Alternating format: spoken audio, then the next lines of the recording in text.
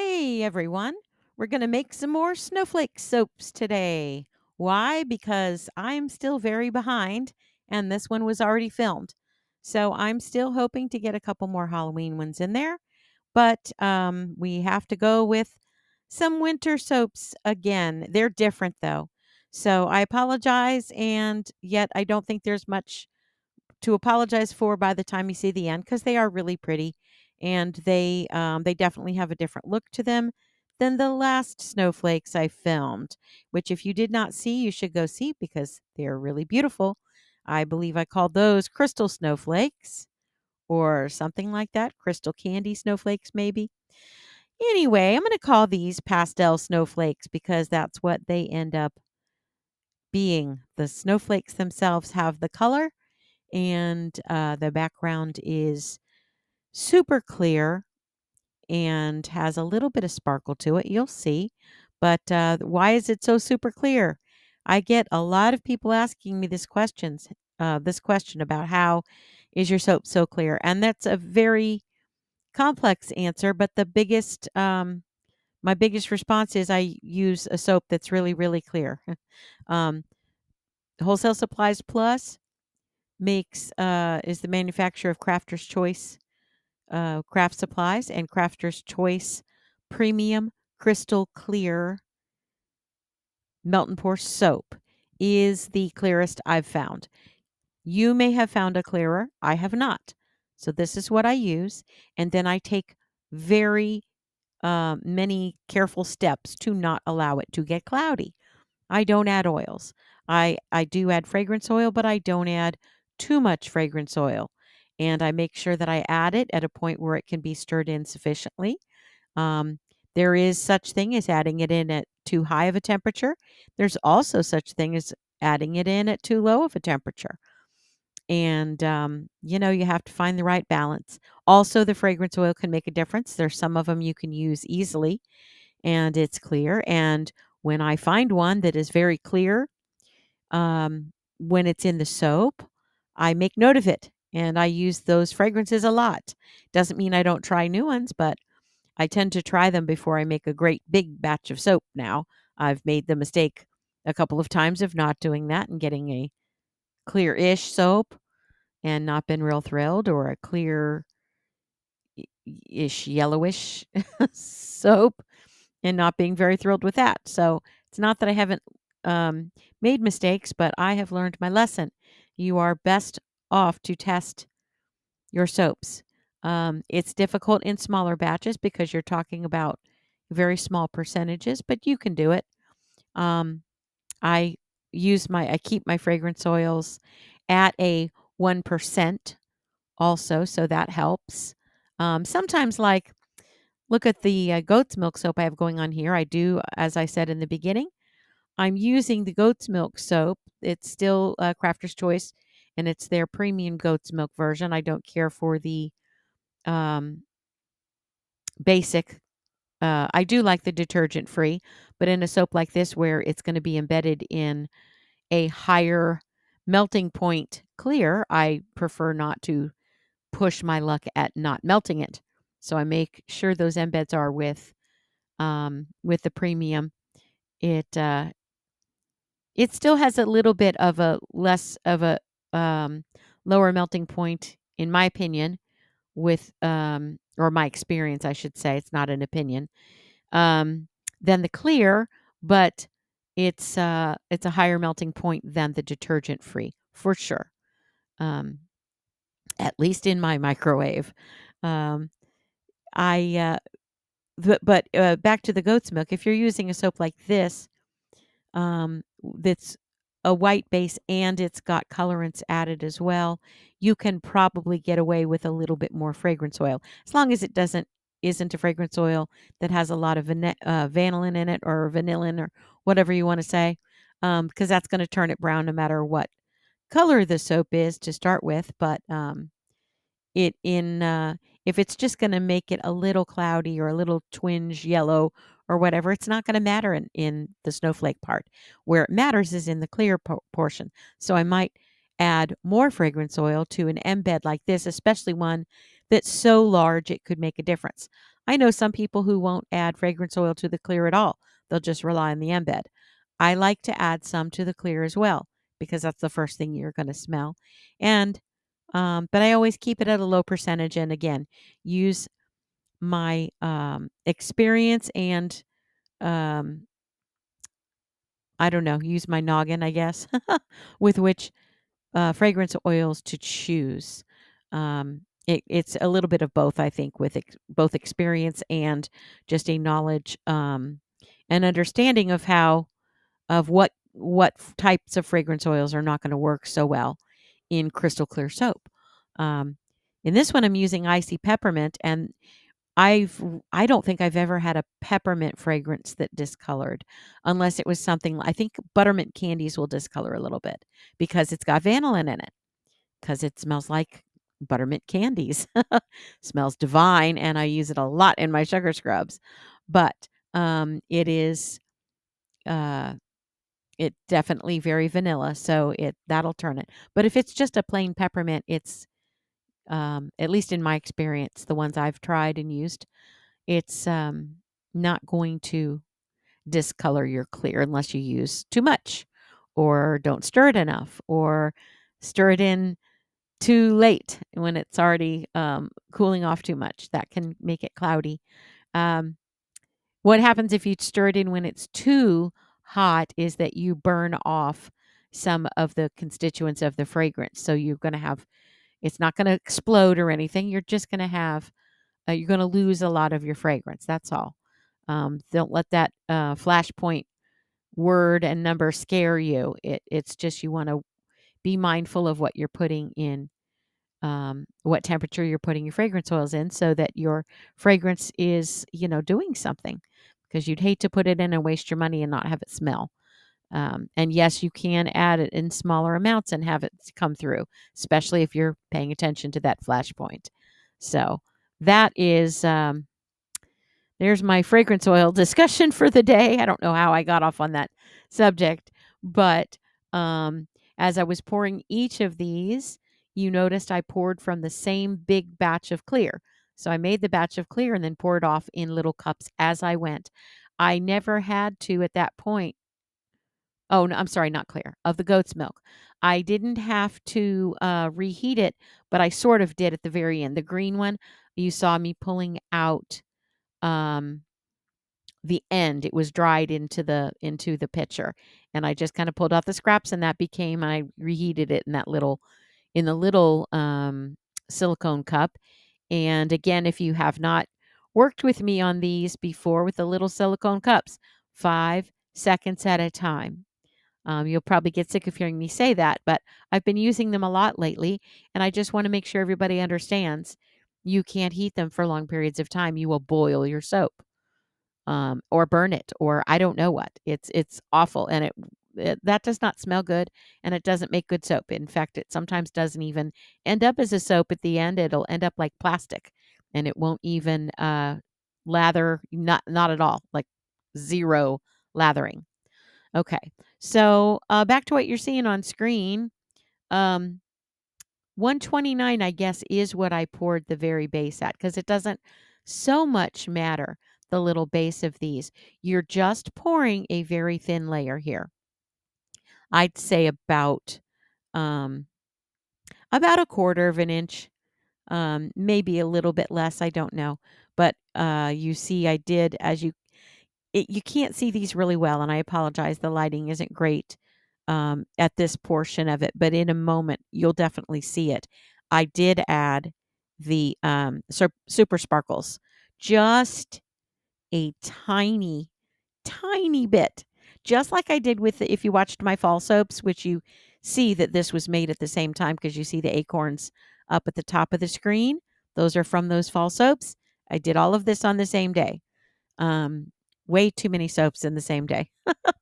And the ghosts too, the Christmas trees. All of that was the same day. And so anyway, in those fall soaps, if you remember, I added a tiny bit of sunshine sparkle or sparkle sunshine. I always get it confused. Apologize so much, Mad Micahs, that I can never remember the correct name of that gorgeous sparkle that is pretty much my favorite. of anything, at least of a sparkly one. It's definitely up there as my top couple of colorants to use. Um, but so this is the sun. This isn't the Sunshine Sparkle because that's a gold. This is the Sparkle Plenty, and it's more of a kind of a silvery white. It's just sparkle. It's just glitter. Oh my gosh, is it pretty? But all it takes for a soap like this is the tiniest amount. So 135 was the real quick to the number from the bucket. That was the temperature of the bucket. I then went to each of these and measured the temperature there, and it said, I think, like 125, 124 each one, because it had cooled off that quickly, pouring a quarter of an inch and then spritzing. I know pouring it as an inch measurement type of thing is kind of weird for most people, but you're looking at the mold. You can see how high up the little wall that you're going. And it's kind of easier than trying, for most of us, than trying to put your entire mold onto a scale of some kind. My scale is not that big. It's not going to hold soaps like that in a mold that has um, was it multi cavities like that. It's just not going to work. So instead of weighing, you've got to eyeball it or measure it some other way. So I measure it by looking at how high up the mold I'm going. And then because I knew it was about 124, 125 when I was putting them in, I knew that wouldn't melt those, especially if I sprayed it quickly because they were cooler. They're going to cool it off further. They're not going to be heating it up. It's not going to stay at 125. The minute you're putting something in, it's going to start cooling it. Um, so I knew those were safe to put in without melting the snowflakes. But as I went here, obviously that was just a minute ago at 135. I think now it's cooled down to 129.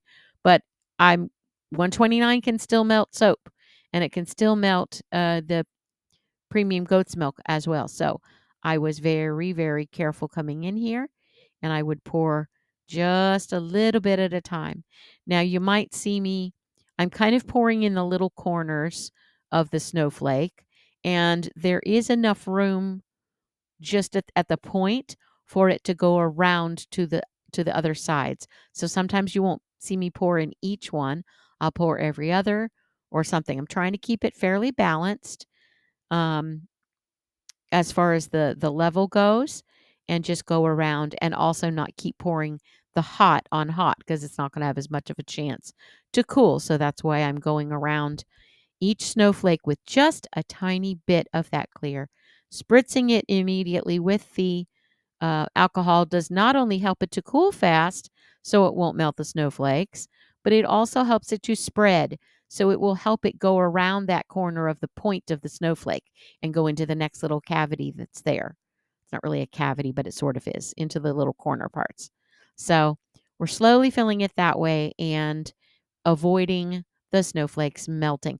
The other reasons we're pouring in those little corners is because you do not want to pour on top of your snowflake, not at that temperature. You want it to be well below the melting point before you risk doing that, or at least be below it somewhat. Doesn't have to be well below it, but it really does need to be below it. So, um, because the uh, soaps in general from Wholesale Supplies Plus give a 120 to 125. This is Fahrenheit we're talking. And it gives 120 to 125 as a range for most of these soaps. And so really might be pushing it to pour at 120 even, but not, I have not found that. Maybe with the detergent free ones, but with the premiums, you're probably good to pour it at like 124, one, 1 122, somewhere in there, be pretty good. And it, don't forget, it cools as I'm pouring. That bucket is still cooling. I'm spritzing it as I go. And none of them melted. There might have been one little wisp on one of them I thought I caught, but it was really hard to find, and it might have just been my imagination. But you can see when I bring them up. I will tell you this at the end of this video, when I come to bring the snowflakes up for you to see, it starts getting glitchy again. And I mean real glitchy. I mean, it's like a slideshow. It's like a slideshow from the 1990s maybe the 80s, maybe the 70s. It's bad. So I apologize up front. Um, I did add, you do get enough of the image to see it like it's a slideshow. You want to see each soap up close, I think, I hope. I do. When I'm watching a video, I like to see the soaps close up. Um, one quick thing I'll mention while they're in the molds like this, once I put the snowflakes in, you get this image of a reflection of the color. It looks like I magically changed the color background, and I didn't. It's literally just a reflection. And once I pull them out, you'll see that there is no purple in the background. There is no green in the background of these soaps. It is literally just a reflection. This is how clear and shiny and cool those the crystal clear is. And I don't know, it might do it with other soaps too. I have no idea. I've never seen that effect before. It looks really clear. I mean, really cool, but really clear once I pull them, which here's where the glitches start. But also here is where you'll see them up close. I want you to take note of the clarity because again, it's really clear and beautiful. And see if, oh, I guess I'm not pulling them up close yet. I'm still just trying to get them out of the mold. See if you can see how little of the Sparkle Plenty I added. You can definitely see it in there, even in the glitchy, awful mess that they do get clearer. There are clear pictures of it, I promise. And then I do add 2 pictures at the end of that I took um, while I was filming. And you'll I also there's a really good one of that one. I also took a picture, well, not a picture, but in here there is an image of me taking the picture. It would have been an actual video had it not been so glitchy, but it ended up looking like a picture of me taking a picture. But I thought it looked cool, so I left it in there. There's the purple one. Can you see the little bits of glitter? I know you can see it at the end fairly well. If you added much more than that, it's going to start looking cloudy a little bit. It gives it a little bit of cloud if you add too much glitter. I love sparkle. Trust me, I love it more than life itself, or at least as much as. Um, I am a glitter freak. I love it. But I also know that using it wisely is the best effect.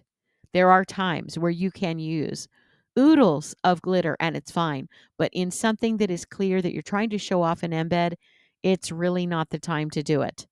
Um, it muddies the picture. Uh, it's just a little just masks it a little too much. So just enough to where that sparkle catches the light. And if you had one of these in your hand, you would definitely see that. They look so cool. I do plan as I'm, you're seeing the last few images ish here. I do plan to do another batch of soaps with these snowflakes. And what I'm thinking of doing, I'm not going to give the whole thing away, but let's just say I am going to be using um, a what do you call it now? I am going to be using a slab mold, and I am going to be using a lot of snowflakes. And this is going to be a take on another soap I've done before, but different. I'll just leave it at that. And here, I didn't even get to do my usual banner picture as I usually do with at the end with because that's as far as it went. It just stopped it, and then it goes to another image or so. And I took them after I did take banner pictures, but that was afterward. I ended up taking some, and I didn't know this had glitched, so I'm really glad I took them because that would have been sad to not have one. I love the colors together. The pastel look is very cool.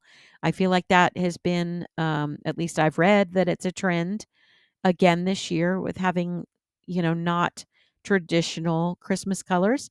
And these pastel kind of colors seem to be pretty big at Christmas time again this year. They were last year too, as at least so I've been told. And so there is me taking a picture of those 4 soaps. I thought they looked really pretty together, and I thought that image looked kind of neat, so I thought I'd show it to you. I have 2 more pictures for you, and then I just want to say thank you so much.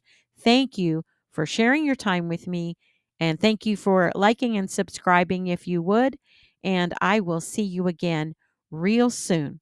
Thanks. Bye.